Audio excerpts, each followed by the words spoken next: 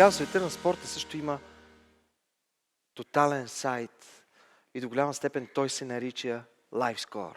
И ви представям Мартин Петров, нашия домакин днес. Много ми е приятно. Светло. Много ми е приятно. Помниш ли, тъй като сме на една възраст, горе-долу, помниш ли как Шампионската лига беше в един ден? Беше веднъж на 2 седмици. Точно така, да. Веднъж на 2 седмици и след мача винаги се чакаха репортажите. Да, гледахме до късно. Да. Така е. Защото не знаехме резултата реално. Не знаехме резултата. И независимо дали си на училище на другия ден или не си, чакаше се. Така е. Аз даже имам много топли спомени от това време, тъй като в блока, в който живеех, имахме традиция, всеки Champions League Night се събирахме в апартамента на едно от семействата, много семейства. Разменено гостуване или Точно така. Точно така. И хубаво, че спомена училището, защото директно си бяхме за закрила на детето. Трябваше някой да се обади, защото седяхме до 2 през нощта да разбереме реално Шампионска лига. Какво се е случило, да. Шампионска лига. А сега директно виждаш всичко. Точно така. На секундата. Говориме за милисекунди даже. Секундата вече е много разтегливо понятие. Добре, аз това съм се чул винаги за LiveScore. Сега ще чуем директно от извора, ще пие вода от извора. Но как и в най-далечните точки на планетата те могат да реагират веднага на повечето спортни събития? Ами, доста комплексна услуга, технологична е това нещо. Аз мога да кажа, че примерно ние Sportal също имаме LiveScore услуга, но въпреки всичко хората продължават с много, как да кажа, много лоялно потребление да използват LiveScore услугите, тъй като те са супер бързи и надежни, дават много контекст на матча, който някой път дори когато го гледаш на живо не можеш да го хванеш. И това са едни от най-модерните продукти в момента на световния пазар. Мисля, че в UK, ако не се лъжа, след телевизиите, това е най-употребяната услуга, преди медии и така нататък. И човека е тук. Човека е тук. Аз само да кажа, че съм ужасно благодарен, че той успя да дойде в България. Дам си сметка какво означава това за него. Той не разбира какво говорим за него, тъй като не си сложил превод. Мисля, че го усеща по начин, по който го посрещнахме. Той се казва сам Сади. Бих казал, че за нашата индустрия е нещо като легенда. Мога да кажа лично, че аз съм ходил по конференции, специално съм си навивал часовника да ставам рано да го слушам и съм адски привилегирован, че мога да бъда с него на сцената днес. Сам, welcome.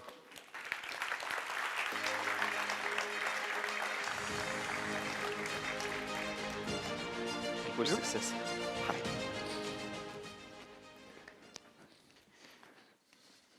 Welcome, Sam. Thank you. I hope you said nice things about me over there. People will tell you afterwards. Yeah, okay. Let me shoot the question first, even though I know the answer, but is it your first time in Sofia? Yeah, I think you underestimate how important Bulgaria is in the technology world.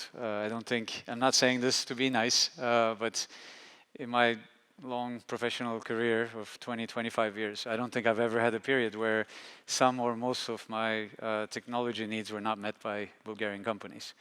So always had a happy relationship working with Bulgarian developers, although they're sometimes a bit stubborn, but they get a great job done. Yeah, they're getting better. So LiveScore this year celebrates 25 years, which is super impressive when you think about it. 25 years ago, there were no apps, there was no, I don't know, smartphones. Were there any There was no Google. There was no Google, which we cannot imagine the world without it nowadays. Yeah. Where does exactly LiveScore fit in the user journey? Because when you think about it on a very superficial level, and I guess not many of the audience are like sports addicted people, but it looks like data, it looks like commodity. It doesn't look like something that you're gonna revisit 200 times a day, basically. Yeah, which is pretty much how people use it. I usually answer the question in an unconventional way. It usually starts with what LiveScore is not. And we don't see LiveScore as a product. We see sports and primarily football as a product.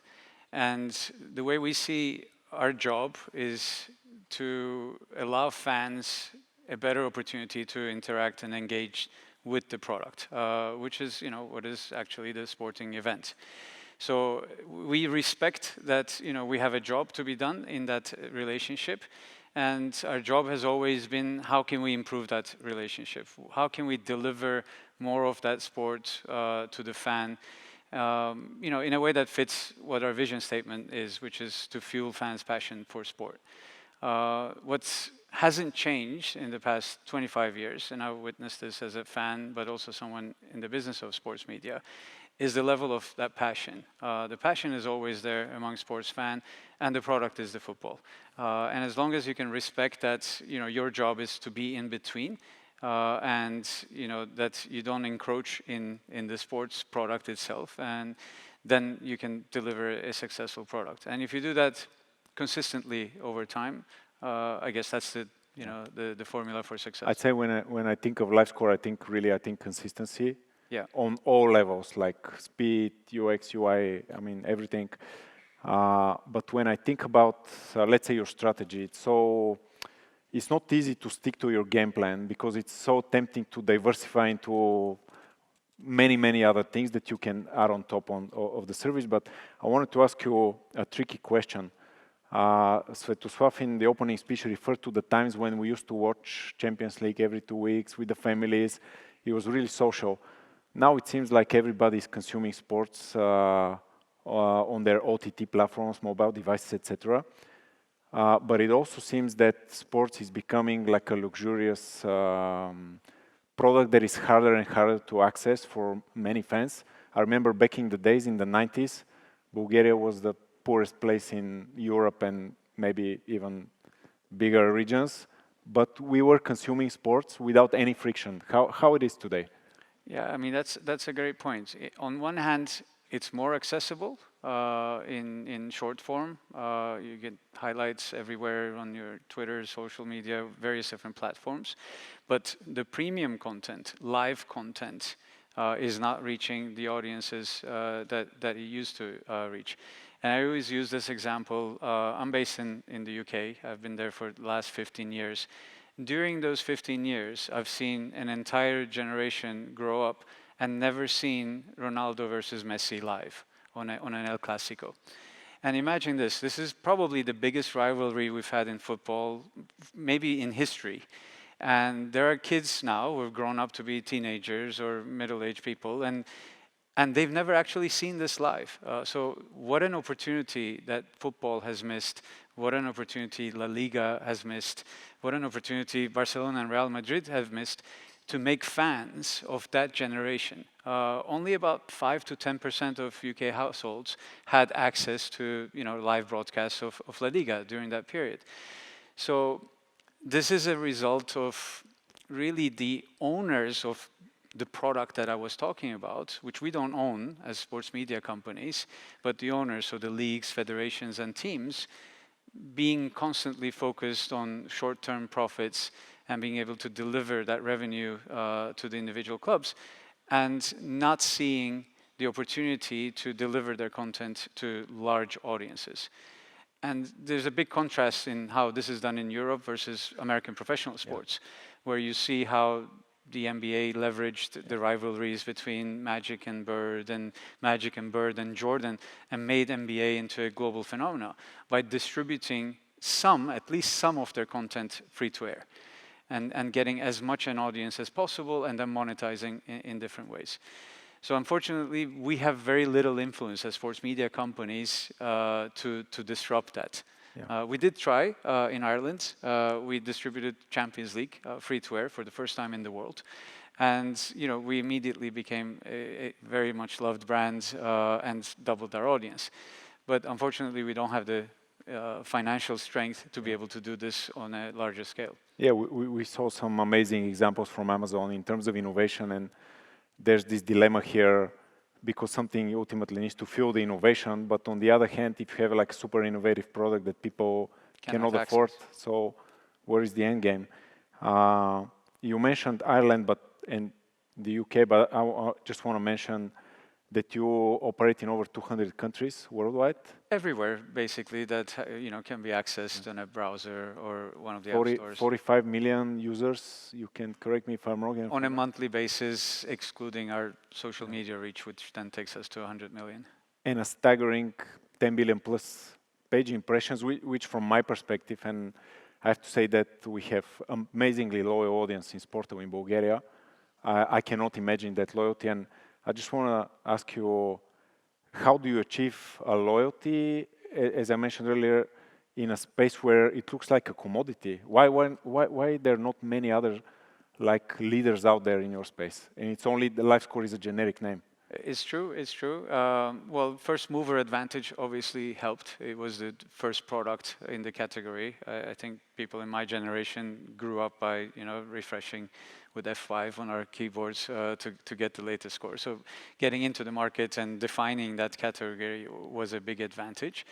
And then, being able to deliver that consistent quality over time. When I was presenting to investors in 2017, I believe, and I was pitching that we acquire LiveScore, one of the investors came and said, well, why don't we take that money and build another LiveScore? And we can spend all that money in marketing. And then I consulted with the owner of a rival scores app. And I said, isn't this a better idea? Like, why don't we just, get the technology and build a new brand? And he said, you know what, like my product is better than LiveScore, in my view, he said. But look at the last 10 years and we can't grow. And the reason we can't grow is because there is LiveScore. And as long as LiveScore has delivered to their audience what is expected, what the brand stands for, and continues to be reliant and fast and accurate, there isn't a space, for more scores apps. And there's always that threat, of course, that somebody's going to do it in a significantly better way that we do, and we'll talk about AI being a tool for that in a bit. So we have to stay, defensive and constantly try to look for ways to deliver a better product. You mentioned consistency. Now, LiveScore is 25 years old, but you took over in 2017, if I'm right. That's when the project and started. I read somewhere in the interviews that I was researching prior to you coming, that you basically increased the revenues by 20 times. How is that possible on a product that is already mature, like beyond mature, I would say? At the time it was what? Yeah, I think 18 years, something like that? that interview is a little bit outdated. I think the correct number is 40 times now. So when we took over LiveScore, revenues were around 5 million euros, and now in the next 12 months we'll hit about 250 million euros in revenue, in fact a little bit higher. And it's just a shift in vision and strategy. LiveScore was born out of one individual's needs. This was one big fan of Man United and wanted to deliver scores to his phone, and created a system that scrapes teletext and sends an SMS. So scraping the teletext, Scraping teletext. Maybe many of the people in the audience don't even know what it is. Yeah, this is 1997. For the old guys, maybe they remember. He built a script that read teletext and delivered SMS to his phone. Amazing. Because he was trekking in some mountains or something.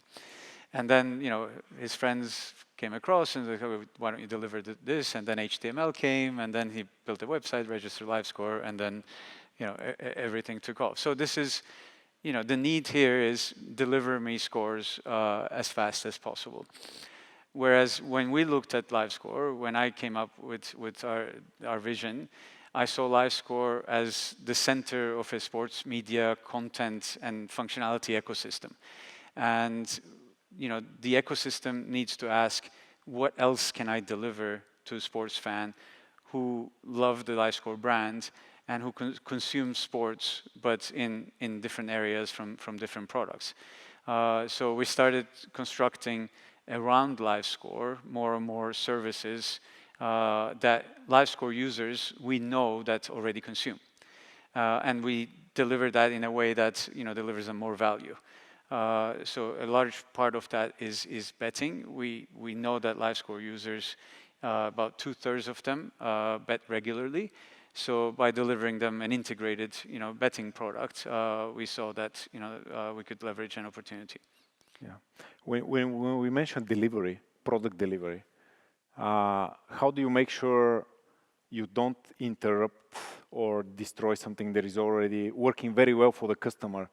You might in the back end look that the systems are outdated, but how, did you undergo a revolution or an evolution when it comes to UX, UI, and all the underlying technologies that were powering LiveScore? Very carefully. There's a saying about LiveScore that is used often. It does what it says on the tin. It's LiveScore and it does LiveScore. And you know what we say in Bulgaria? We say if the car runs, don't touch the radio. Don't touch the radio. Okay. I wasn't expecting that. Yeah. He's a Bulgarian. Yeah. So similar meaning. The issue is when we took over LiveScore, and this is now 2018. I don't know how many software developers we have in the audience, but it was written in a programming language called Delphi. I'm 55. I knew this language. It's kind of a derivative of Pascal, if anybody has heard of that. But there was no way to advance it, primarily because we couldn't find any developers that knew Delphi. So when you say, was it a revolution or as an evolution, before we could evolve it, we had to do a revolution. So we rewrote entirely the backend of LiveScore so that we could plug in more of the content and services and functionalities that we planned for in the future. So it was about a 2 to 3 year period of redoing entirely the backend, and then from 2020 onwards, we started, adding more content and functionality to it, but always being careful that, there was one fixed guidance to all our product teams. The customers, the fans, the users of LiveScore who use it only for scores should not feel the difference. So you can put as much content as you want, as many new functionality and features as you want, but if I want to use it for scores only, I should not feel any difference. So we've tried to maintain that core scores and stats experience, and slowly try to improve that over time. With probably the biggest dramatic change that we're rolling out now to that core scores experience, and we're very, very worried how the customers will take it, because it takes LiveScore from its traditional UI to something where we think it's much more easier to use and modern, because it has a lot more content now than it used to 20 years ago. Speaking about modernity and also evolutions, we're in the middle of a very obvious revolution. And in some fields of the business, like traditional media like ours, AI has the power to totally transform what we do. There's even already websites that are powered entirely by AI. We know there's one in the Netherlands with 0 journalists. In your field, in your company, do you look at AI as a transformative tool or something that can give you just optimizations to be a touch better than you were yesterday? I'm a big fan of a book called Only the Paranoid Survive. Former CEO of Intel wrote it a long time ago. And it refers to management teams or CEOs who always feel there's an inflection point in the future, which is going to be disruptive and potentially terminal for their business. About 18 months ago, I had to give a speech to my company and said, we need to be paranoid about this technology, because it may be transformative, it may be terminal, extinctive for us, or it could be disruptive, that we are out of the industry because we haven't embraced it. So we've been able to embed AI in many things that we do. In some cases, it's just superpowering our developers to write better code or faster testing. In some cases, it's been content, but I think the vision that we have in leveraging AI is primarily around content and personalization. Now, personalization has always been a trend, based on your behavior, based on the data you collect on the user, but it's never been possible at scale. You can't, let's say, ultra personalize to the individual level, because it takes a lot of computing power, it takes a lot of resources. You can't design everything so that it fits the individual requirements. But with AI, it's already possible. So I don't look at it as potentially transformative, but it is already transforming how you deliver content. So if you take a Man United fan in Bulgaria, a Man United fan in the UK, US, and Nigeria, they're combined with that common interest. And right now we deliver them a Man United, focused live score app. But they consume it very differently. They have very different requirements. So we need to take into account every behavioral trait, every interest parameter that we can collect and deliver a personalized version of live score to succeed in a very near future. I don't look at this as a 5 to 10 year horizon. I look at it as a 1 to 2 year horizon, because I know somewhere someone is thinking that and has probably hired 2 developers and using Gen AI to build a company who's going to deliver that product. Now, most likely people will not see this product, they will not have the marketing power to see this product, but over time, if we don't catch up and we don't deliver that kind of experience that they do, we will become extinct. Yeah. It's a similar trend in the media space with the creators now on social media everywhere. They're so creative, and we also look at patterns that are under the surface and we try to adopt them. When it comes to AI, is it a culture thing? Let's say when you adopt technologies and especially when they're unknown a little bit. Yeah. Is it a culture thing that? It is definitely a culture. It is a leadership thing. It is about embracing it rather than being afraid of it. It's making people understand that there is a threat to their jobs if they don't embrace it.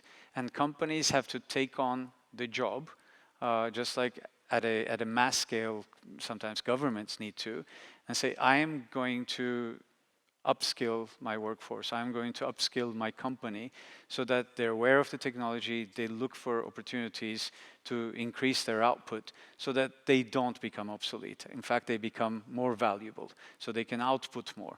So ideally, we would see a company leveraging the technology to get more output rather than leveraging it to reduce costs or to reduce personnel.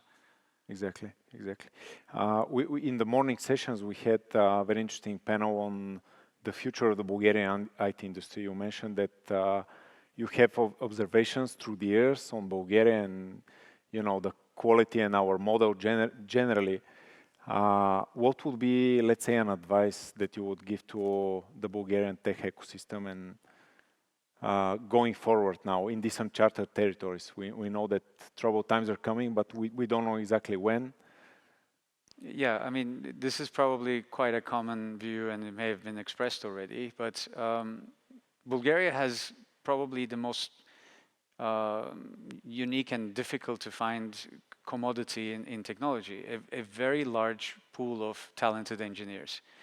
And what I've observed in the past is, you think of Bulgaria when you want to build your business. You think of Bulgaria when you want to build your products. You think of them as a high-quality, low-cost technology hub that is basically going to make your dreams come live. The narrative has to be switched, and Bulgaria has to go, in my view, in a direction where instead of pulling projects from outside of Bulgaria and delivering the output to those projects, it needs to pull capital. It needs to pull, venture capital into a startup ecosystem so that it's Bulgarian entrepreneurs' dreams that are being built. So when you think of Sweden, or in these last years, Estonia or Israel, you never think, well, I'll go and hire some great developers there and I'll build my dream product, because they're not available. They're building their own dream products. And those dream products are supported by a venture capital ecosystem and heavily, in some cases, subsidized by government institutions who take some of that risk so that that capital can come in faster than it would organically. So I think in the past 20 years, I've witnessed this ecosystem. Bulgaria hasn't been able to leverage this talent and turn it into successful, valuable companies. Yeah. You're right. We're meeting 4 companies after our session. The most common denominator between them is that they're regional. 2 of them are Bulgarian-born, EGT Digital and Amusement. I'm sure you're familiar with them. One of them is Kaizen, one of them is Superbet from Romania. Are they the exception, or do you think that our region here is a ground where amazing technologies could be born. They can potentially conquer the world, basically. There's certainly an example of when it gets done properly and where the companies are patient, and when they use this, engineering pool to develop products, they can also succeed internationally. Conferences like this are a major help. But as a practical example, I've announced that I was coming to this conference. You have kindly announced that I was coming to a conference. When I go to a conference in other locations, I'll get 20, 30 pitches for investment, for ideas, for partnership with LiveScore. I haven't gotten a single one through this event. And that's a problem. When you have companies coming from Amazon, from Google, not so much with LiveScore, but yeah, LiveScore as well. We're a global company with access to 50 million users. There must be some ideas that Bulgarian entrepreneurs want to develop that could be pitched. If it's not happening, that means that philosophy is not there. Yeah. Well, Sam, thank you so much for being here. It was a true pleasure to host you, to be able to bring you after, very long discussions. And I wish you a great time in Sofia. Thank you for having me. Thank you.